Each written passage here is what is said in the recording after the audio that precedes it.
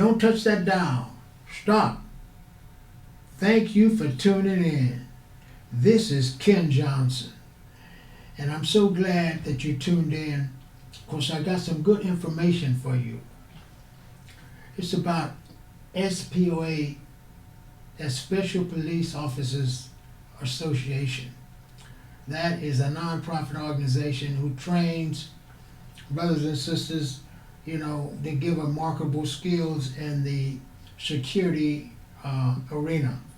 And they have other training areas also, but it's mainly security.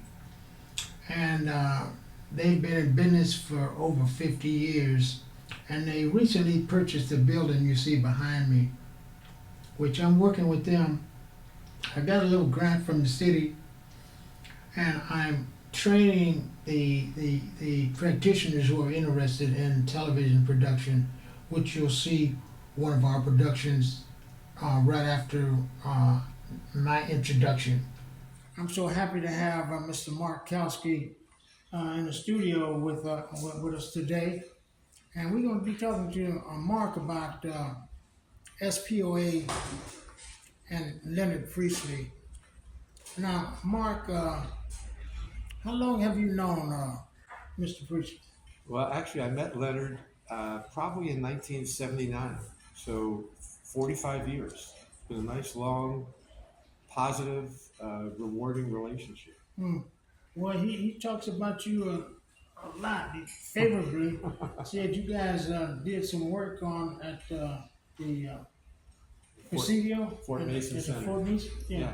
Tell us about that. Well, we have a mutual admiration society, I guess, because I have very high regard for Leonard. He's an outstanding individual. So I met Leonard when I was director of Fort Mason Center. Wow. Which was I was there from 1978 to 2002.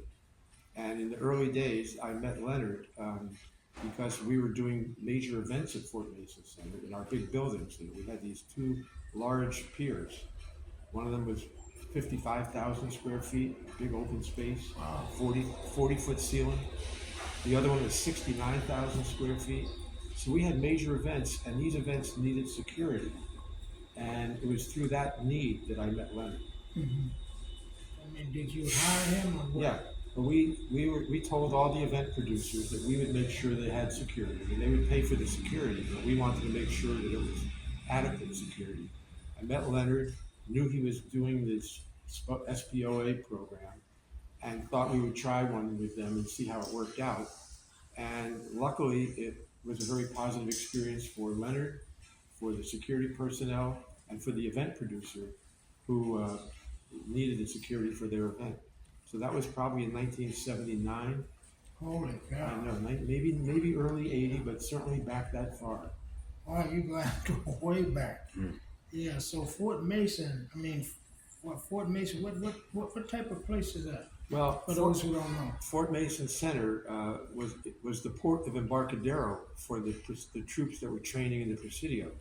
So the ships would come into the piers at Fort Mason, load up the material, tanks, food, all other equipment, ammunition, and troops, and ship them to the Pacific. Oh, wow. So it was a port of embarkation, is what they called it.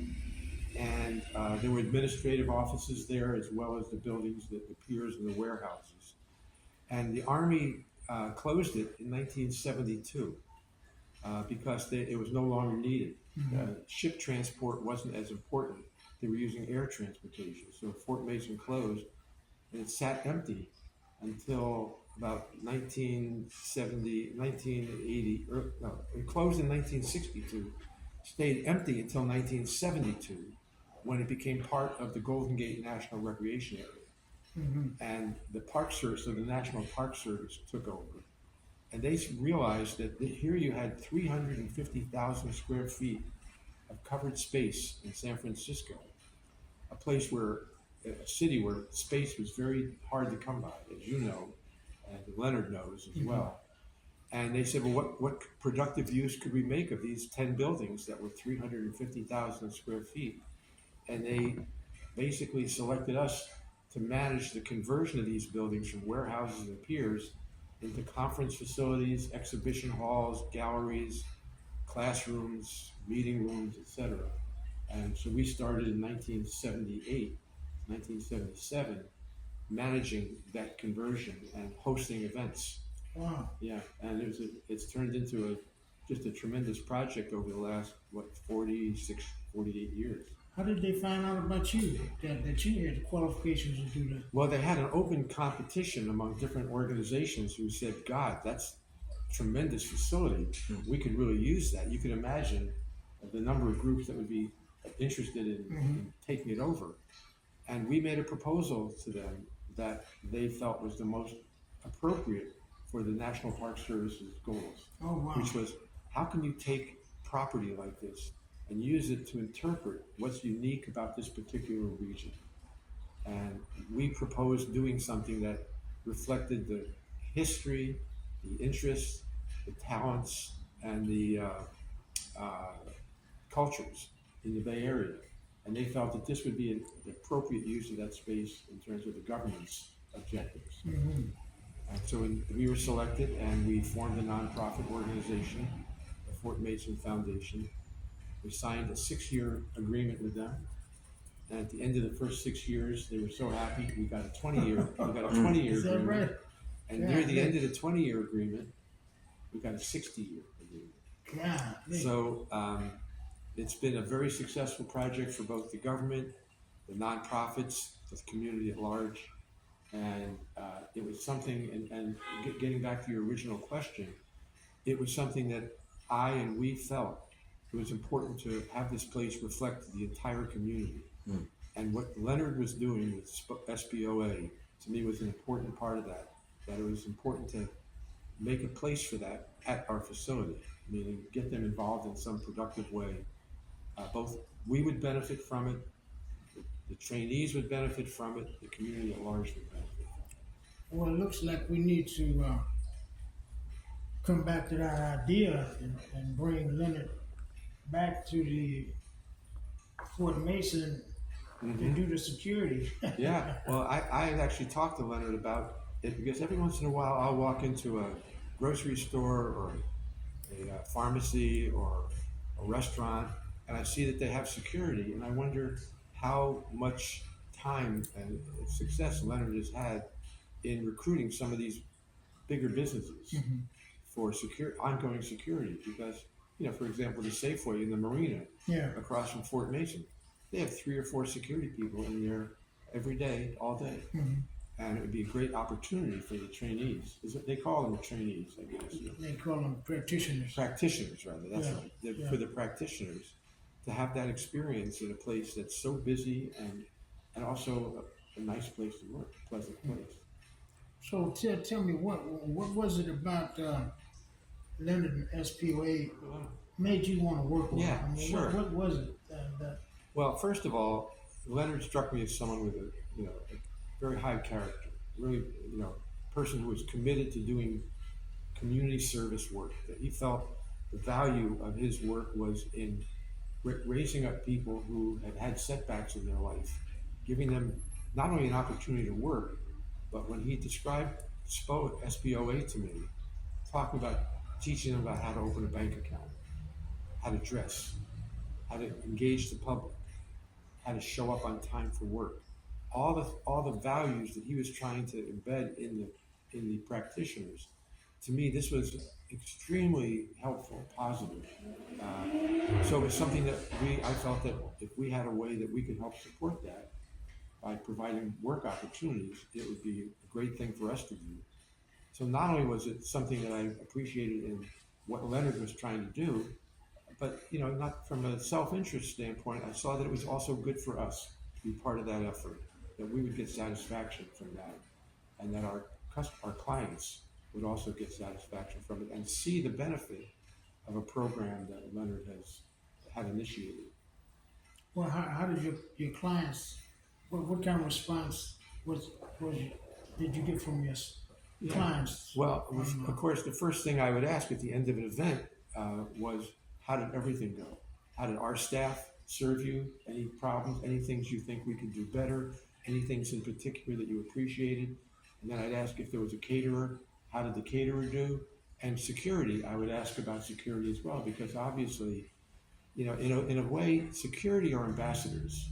I mean, they're greeting the public scene. They're observing everything going on, and trying to be helpful, and also uh, do the security responsibility. That's if they train correctly. Yeah, so that's right. Yeah. And so I would ask the vendors, the event producers, how they felt, and they were totally satisfied. In fact, they felt good about it being a program. Like I would tell them what the program was, so they understood the nature of the security personnel that they were working with, and they felt good being part of that. They felt they did a good job, and they said, when we come back, we'd be happy to have the same security people. Truly. Right on. Yeah. No, I felt Right on, Chief. yeah, it was really important to have a personal relationship with these groups, and that they would have a personal relationship with the security people as well. Yeah. Fort Mason, man, that's a large place. It's a fun place to work. I mean, one of the things that we do, I talk to people. I talk a lot. That's just part of my job. Yeah. It always was part of my job. But I also said that the reason Fort Mason Center has been successful now for 47 years is because we listen. We listen to what the community says they want to see happen there. So everything that happens at Fort Mason Center is something that someone told us they want to have happen there. We don't do everything that they tell us to do, but everything we do is something that was suggested to us. And the result is a place that's been really successful for all these years, and it's still growing. Something I'm still proud to be associated with. Oh man, it's beautiful. I mean, the way that the remodeling that they've done. Yeah. With, because I traveled through there, and I come through there, and it's just beautiful how they put the tunnel there, and then on top of the tunnel. Isn't that a great? It's beautiful. It And is then the beautiful. scenery, you can see the Golden Gate Bridge and the Alcatraz. It's just beautiful. Yeah, you see Marin County. You can see the East Bay. Yeah. You guys did a good job. Well, I have to tell you that I'm biased. Obviously, I lived in North Beach near there. Now I live in the Presidio, really close to there. Yeah. And worked at Fort Mason all those years, and I'm still associated with them. So I'm highly biased. I think it's the most beautiful part of the city. It is. And to have working there, have worked there, and lived there all these years, I feel very fortunate, very grateful. Yeah. So if the mayor or some of the supervisors are looking at this program, which we hope you are looking at it, Mayor Breed and supervisors, it's Markowski is the man who's did a tremendous job at the Presidio. He worked there and helped change the whole atmosphere of the Presidio. Fort Mason Center. Fort Mason Center. Yeah. The Presidio I live there, but that's another project that's also doing a great job, but I have not had a role in the development of the Presidio. Okay. Just Fort Mason Center. Okay, well. Which is enough for me. It's been enough. What would you tell the mayor about SPOA? I'd say when you think about the value of providing positive work experience and training for the practitioners, their engagement with the public, their development of confidence, the ability to engage with the public in places like supermarkets, department stores, banks, restaurants, and events where the street events and the ones that are inside, the opportunity to engage with that is the opportunity to develop confidence. Then the confidence goes beyond just working in security.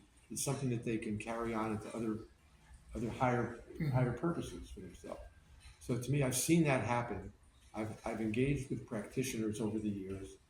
I've seen the transformation of their attitude towards their own life, the opportunities in front of them, and what they need to do and are willing to do to take advantage of those opportunities. It's very impressive. And it's impressive not only for what I just described, but for the fact that Leonard has been able to keep this going for 50 years. And you think of the thousands of people who have been affected either directly as practitioners or their families or their neighbors or the public that they encounter, that they engage with. This is a very valuable and potentially more valuable part of life in San Francisco. SPOA, he had a building on Market Street where it had the top floors, Mm-hmm. where they had a gym, they had a photography shop, a photography thing, and SPOA was really moving, man. Yeah. And it moved around from building to building. Now he's bought this building, so he's really doing a hell of a job. And I've talked to a lot of practitioners, and they said that each working at SPOA changed their lives, Yeah. For the better. Yeah, I've heard those stories as well. Yeah, It's yeah, very impressive. yeah. So I mean, Leonard is doing spiritual work. yeah, He's really doing. He's an admirable individual, and it's wonderful when someone can do it for 5 or 10 years. I mean, it is. But when you do something like this valuable, this meaningful, right. for 50 years, I mean, to me, this is an outstanding citizen in San Francisco, and I hope he's really appreciated for all that he's done for the city and this community. Well, we should write something to what is that? The Jefferson Award, people. Yeah. And also the Board of Supervisors can give an honorary certificate that acknowledge someone at a board of Supervisors meeting. I mean, it happened at Fort Mason Center. It was honored at a Board of Supervisors meeting. Is that right? And Leonard certainly is worthy of that. He's an exemplary human being. Right. 50 He's years a model, of service. a model citizen, really, in terms of his commitment, his values, his dedication, his personality, his integrity. Yeah. Anyway, I admire Leonard and always have. Him and Tempton as well. So thank you for the opportunity to talk about him because, like I say, he's someone that I really have high regard for and have high appreciation for the work he's done. Well, thank you so much, man. Thank you for coming, man. My pleasure. My pleasure, Ken.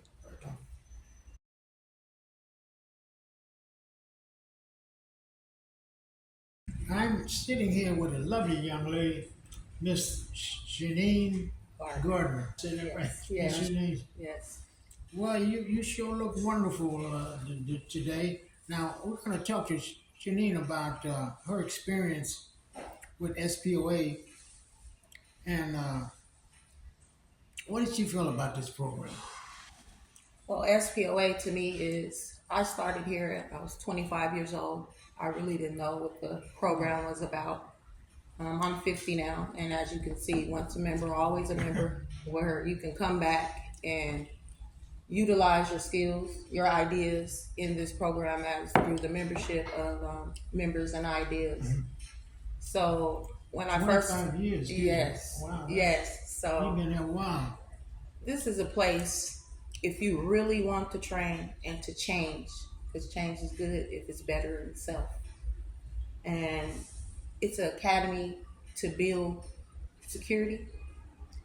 And it touch bases on the cleaning. We have cleaning crews we're trying to get together.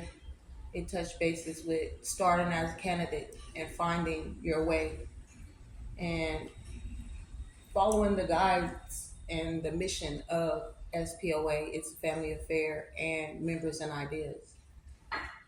So, I noticed that the practitioners, they all dress. I mean, is that a requirement for you to dress, like really dress up, when you have the uniforms on? Because I see a lot of security guards, look really sloppy and their shirt out and all that. But it seems like SPOA, the practitioners wear their uniforms correctly. Is that a must, or is there training for that? Or Yes, it how does is. that- Well, they do have, when you come to the meeting, that's basically the uniform inspection there. Now, when What you meetings are this? these are the Tuesday meetings and the Wednesday meetings what they held for the candidates coming in to train or to be able to train. And your uniform is your calling card. And what I mean by that is it's almost looking in the mirror and say, well, I picked this person to work for me and my establishment. Or saying as if like, these meetings, like the first day you come, that give you an idea. For the second meeting, you should be in uniform. Take it as it's a business attire meeting. Have your shirt tucked in, have your tie on, or whatever it requires. It's almost as if you were going to an interview. Mm-hmm. What will you wear? You know, it's almost like presenting yourself, saying that you're ready to train or to become a candidate in this program. Being And proud your of yourself. your uniform doesn't supposed to wear you. You supposed to wear it. Oh, So get it intact, you know? okay. Yeah, when I first came here, I didn't know what a gig line was. I didn't know how to wear a uniform properly, and they taught me that. And today, I had no computer skills, so it's just not security. Mm-hmm. So I touched bases in the office with them just by helping out. I had no idea how to do anything. So now I'm an IT, and I got all of these skills from SPOA, I can say. Far as in special events, big crowds, being able to control that, to be able to do access control, to make the event safe for all while they're enjoying whatever event it is.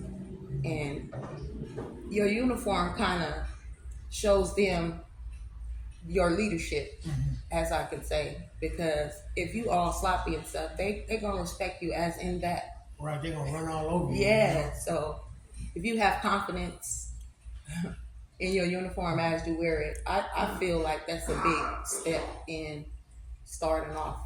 You know, it's almost as if, you know how you go to a job and you want to get ready, you have all your stuff laid out. It should be the same platform. Because you're representing them.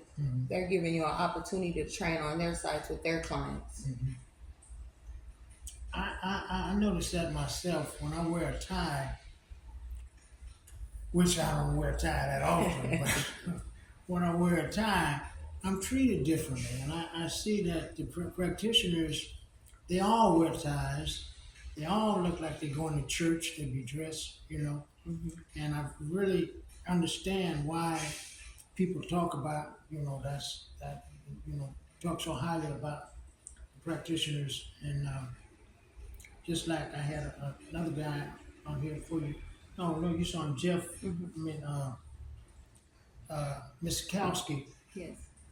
He was talking about how proud he was of Chief and what he was doing with the practitioners, and that they were really happy with the results of his clients when Chief SPOA did security for his programs. And this guy here, he was the director at Fort Mason, which is a great big place out by the Presidio. And those clients there, those are rich people and stuff like that. And so that's really a good pat on the back for Chief. And he's doing a great job, you know. So if anybody's watching this program and is thinking about security or trying to improve themselves, what would you tell people, young ladies or men, if they're watching this program? Would you look right over here and tell them if you think it's a good idea for them to come by? And what day you say every Tuesday, Jeff, the meetings Tuesday and Wednesdays. So what I say is, come on down and try to see what it's about. Don't go by what people say. Come experience it for yourself. Everybody training is not the same. And I promise you, this will be a place under the security umbrella that you never seen or experienced before. It'll give you skills to endure, to apply in your everyday living and lifestyle.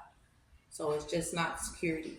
And we're looking for ideas, and stay tuned for more events and sidewalk bazaars that we're having with this company. And come experience it. We're always going to be doing some for future references, we're gonna set up a Facebook page so you guys can see what we're doing here Right. and to see how you guys can come down and help. Now, I've talked to Chief along with what you're saying about doing a program on Sundays after church around 3, just honoring some of the people in the community that are like unsung heroes, like for instance Chief.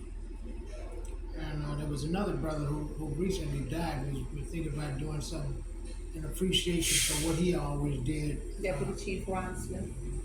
Yes, and just showing the people that we honor our own, and that's what we don't do enough. Right. You know? So the multicultural thing within this, it's no colors or nothing.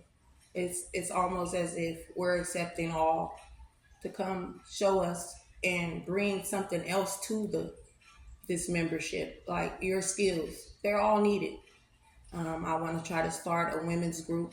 There's not enough women in this organization, and I just know that everybody on the same mission, we can really do this. And for days to come, I just see big things happening here. Mm-hmm. Only if you want to apply it and do it. Mm-hmm. So you think about starting what time? Well, it's a lot of people that be on work and go through things during the week that maybe it'll be a place where they can come and vent. They can come relax. Mm-hmm. They can come share ideas with each other and see how we can make this thing grow. Mm-hmm. And I just feel like it's a lot of people that don't have people to talk to. So mm-hmm. I want to be able to facilitate that in a way where I can help them and they can help me. Maybe they can give me ideas, Right on. Right on. I heard that. It sounds great. Young people or old people or whoever's watching, you hear what the sister's talking about. So we're ready to accept everybody who's willing to change or just want to be a part of a large family. Yes. I would say, because that's where I feel every time I come in here, like I'm coming home, another home. So thank you so much. Can I touch bases on one other thing? Certainly. Coming into this organization, we have mentorship under Deputy Chief and Chief Priestley. I'm looking forward to all to have respect, tolerance, and patience, because they're allowing you to train. And I just feel like at times everybody is impatient and very disrespectful at times. I just feel like if you're on a job, on a training, or anything as such in your daily life, the way you talk to people, your attitude, this is also a place to help you with your attitude, mm-hmm. your professionalism, how to be on the site. Some mm-hmm. people might don't know how to be on the site. Just mm-hmm. because you put that uniform don't mean that you can carry out duties. Mm-hmm. So they'll show you how these sites that they have are classroom settings. That's why this is a training. Training never stops. It's ongoing. So there's nobody perfect. But you can work towards being great at what you do. Well, nicely said. Thank you, Ken, for having me here. I appreciate it. Thank you.